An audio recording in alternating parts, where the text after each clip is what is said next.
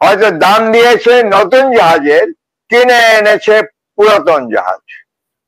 আমি এটা সন্দেহ করতে পারি। এই জন্য আমি বলি যে জাতীয় পর্যায়ে তদন্ত করতে হবে, এমনকি আন্তর্জাতিক ভাবে তদন্ত নিতে হবে। টেকনিক্যালটা অ্যাভোজ করবে, সবাই তো জানতো র সবখানে আছে,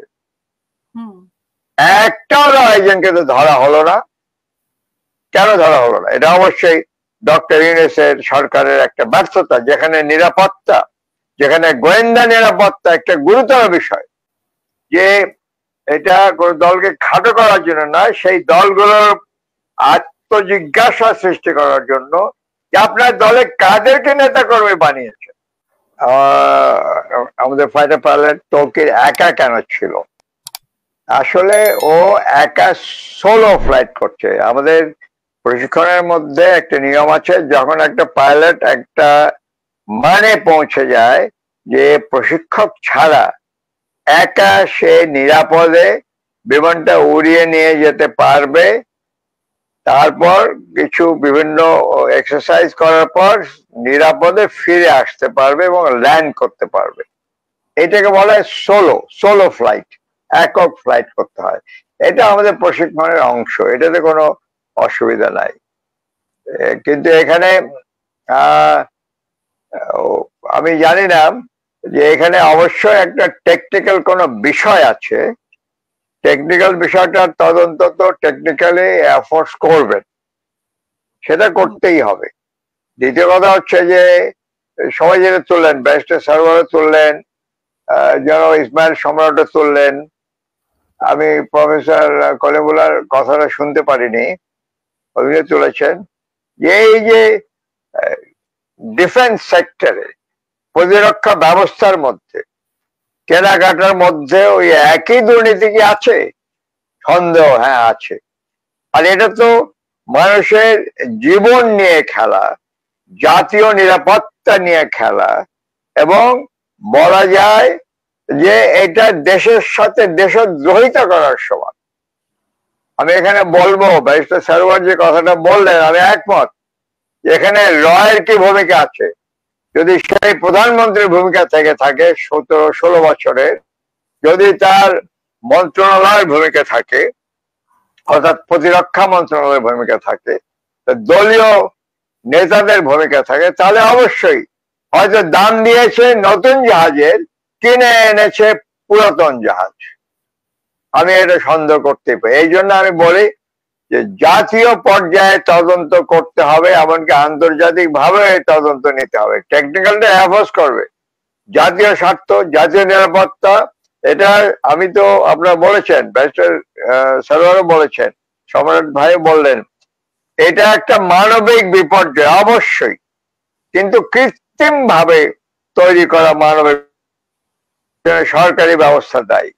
একই সাথে আমি বলবো জাতীয় নিরাপত্তার জন্য একটা বিপর্যয়, একটা মিলিটারি ডিজাস্টার। সুতরাং এইটা নিয়ে আমাদের কোনোভাবেই খাটো করে দেখা উচিত নয়। আশা করি এই সরকার, ডক্টর ইউনূসের সরকার, কারো প্রতি ফিয়ার ও ফেভার না রেখে সঠিকভাবে একটা বলিষ্ঠ তদন্ত করবেন, এবং তদন্তের জন্য যে ব্যক্তিদের নিয়োগ করবেন সেখানে কোনো রাজনীতি যেন না থাকে। এই রাজনীতি থাকলে ওই বিডিআর হত্যাকাণ্ডের যে রাজনীতি ছিল এবং এখানেও তাই হয়ে যেতে পারে, আমরা চাই না সেটা হোক।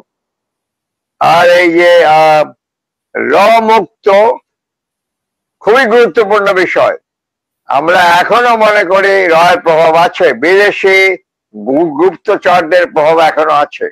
আমি এক সময় সামরিক বাহিনীতে এই গোয়েন্দা পেশায় যুক্ত ছিলাম, আমি জানি।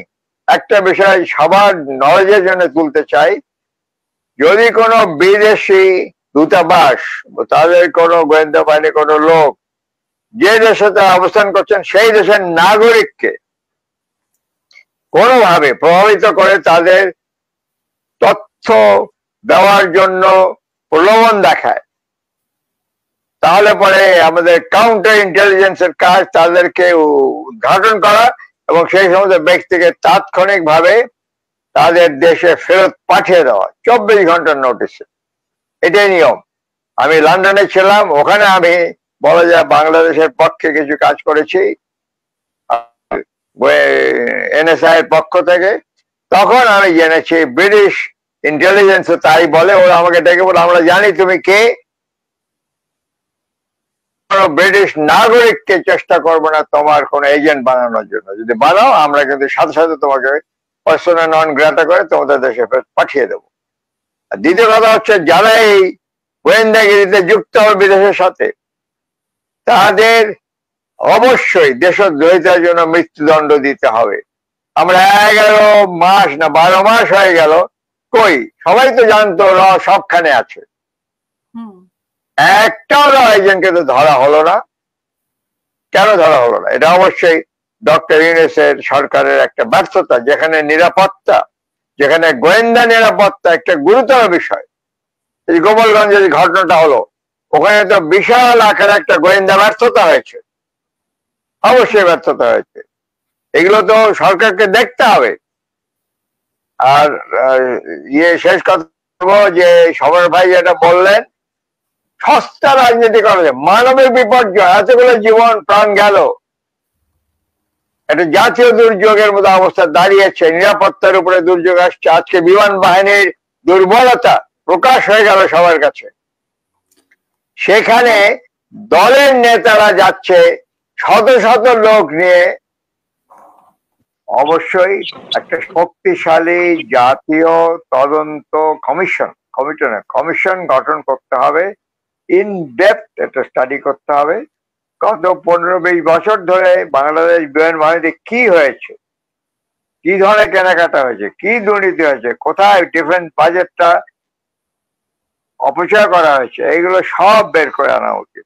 এবং এটা জাতীয় নিরাপত্তার স্বার্থে খুবই গুরুত্বপূর্ণ। দ্বিতীয়ত হচ্ছে যে টেকনিক্যাল যে ফল্ট, মেকানিক্যাল বা ইলেকট্রিক্যাল ফল্ট যেটা হয়েছে, সেগুলো তারা টেকনিক্যাল লেভেলে করতে পারবেন, বুঝতে পারবেন। তৃতীয় বিষয়টা আমি বলবো যে এখানে কোন রকমের স্যাবোটাজ আছে কিনা। স্যাবোটাজের বিষয়টা দুই পর্যায়ে, একটা হলো বিমান বাহিনীকে পঙ্গু করে ফেলা, এটা একটা ন্যাশনাল লেভেলের স্যাবোটাজ।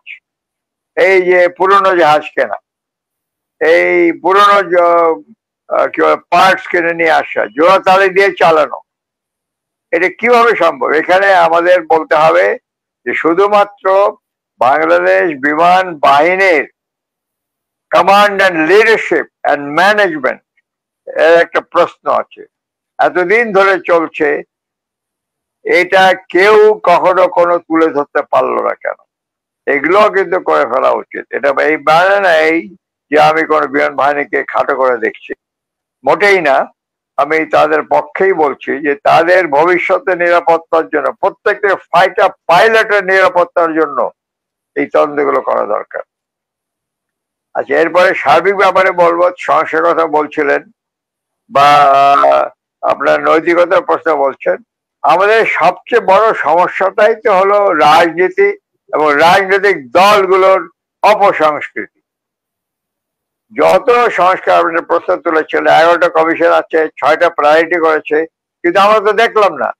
রাজনীতি যদি আমাদের মূল সমস্যা হয়, রাজনীতিতে যদি নৈতিকতার প্রশ্ন সমস্যা হয়, সততা, নীতি, নীতিবান নেতৃত্বের প্রশ্ন হয়, দলীয় সংস্কৃতি, দলগুলো যদি full of crime, corruption, violence হয়, এবং যারা ক্রাইম, কারাপশন, ভায়োলেন্স করে তাদেরকে দিয়ে যদি দল চলতে থাকে, এখন যেটা আমরা দেখছি, তাহলে কি করে আমাদের দেশের রাজনীতিটা ভালো হবে? তারপরে আমি একটা কথা বলবো যে এটা কোন দলকে খাটো করার জন্য নয়, সেই দলগুলোর আত্মজিজ্ঞাসা সৃষ্টি করার জন্য যে আপনার দলে কাদেরকে নেতা কর্মী বানিয়েছেন, এখন তাদের নিয়ন্ত্রণ করতে পারছেন না, কয়েক হাজার আপনার বহিষ্কার করছেন, ওই বহিষ্কার করার লোকরাই তো আমার নেতৃত্ব দিচ্ছে। বুঝতে হবে রাজনীতির কত বড় সংকট আপনার সৃষ্টি করেছেন, যার ফলে দেশের স্বাধীনতা, সার্বভৌমত্ব, সবচেয়ে বড় নিরাপত্তা ঝুঁকিতে পড়েছে। বিদেশি রাজনৈতিক প্রভাব, আধিপত্য, ভারতীয় আধিপত্য আজকে আমাদের গ্রাস করতে যাচ্ছে, মূলত রাজনৈতিক দলের দুর্বলতার কারণে, যে দলের মধ্যে ভালো কোনো মানুষ নেই। একই সাথে বলবো ভালো মানুষ তো আমাদের দেশে অনেক আছেন, সৎ, নীতিবান, নৈতিক নেতৃত্ব দেওয়ার মতো বিজ্ঞ, অভিজ্ঞ এবং প্রাজ্ঞ মানুষ অনেক আছেন, তারা কিন্তু এগিয়ে আসেন না রাজনীতিতে। কেন তারা এগিয়ে আসছেন না? এখন তো কোনো ভয় নাই, এখন তো তেমন কোনো ঝুঁকি নাই। আমি উদাত্ত আহ্বান জানাবো, বাংলাদেশের যত ভালো মানুষরা, যা মনে করেন ভালো, সৎ, নীতিবান, নৈতিক, তাদেরকে এগিয়ে আসা উচিত। নতুন দলগুলোকে খাটো না করে আপনার যে দলের আইডিওলজি আপনাদের পছন্দ সেই দলে যুক্ত হবেন, সেই দলে এগিয়ে আসুন। দলগুলোর মধ্যে আমি বলবো নৈতিক মূল্যবোধের জাগরণ ঘটিয়ে তুলুন।